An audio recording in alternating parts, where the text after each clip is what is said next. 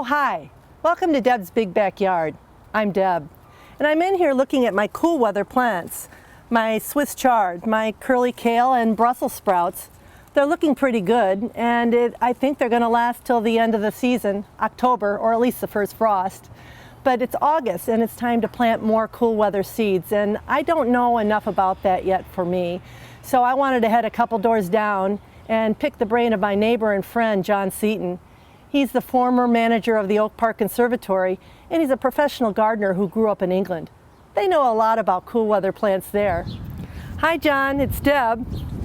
I want to plant some cool weather seeds soon, and I'm not sure what to do. Do you have any advice?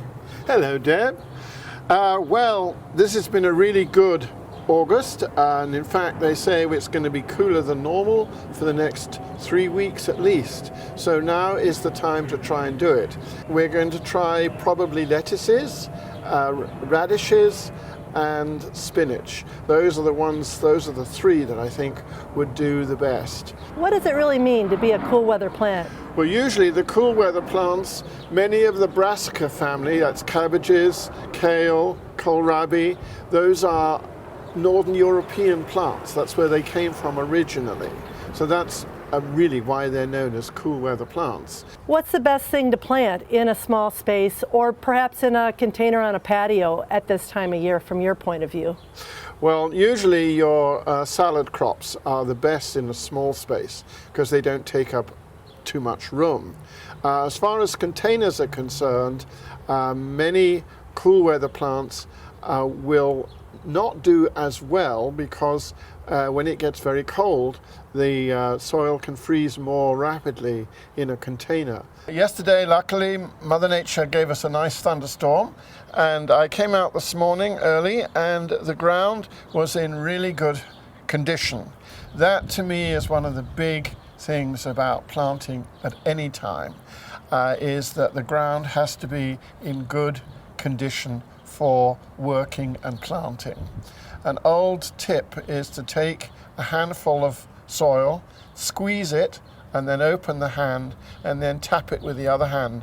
So once you tap it, if it falls through your hand, it's workable.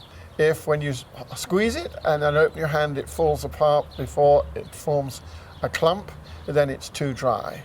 And if when you tap it and the clump does not break apart, then it's too wet.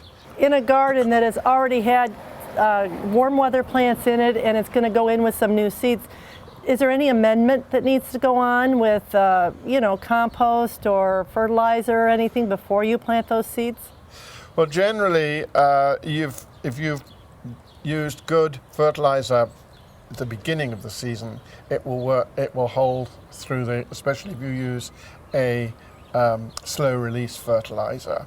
So at this point, once I prepared my soil, then it's just a matter of following the back packet of the seed packet, right? And putting them to the proper depth and things like that? Yes, and it's especially important to read on the packet because very often it will tell you the amount of weeks it takes for maturity. Well, there you have it. I'm going to go home and I'm going to plant some cool weather seeds. Probably some spinach and some kale again, and Swiss chard, and especially those radishes. And don't forget lettuce, especially the ones that you can pull the leaves from the side rather than the ones that produce a heart, because you will definitely get some vegetable for your work that you've put in. Thank you for coming, Deb. This has been great fun. Well, thanks for letting us drop in, John. I'm Deb. This is Deb's Big Backyard on the Road. See you next time.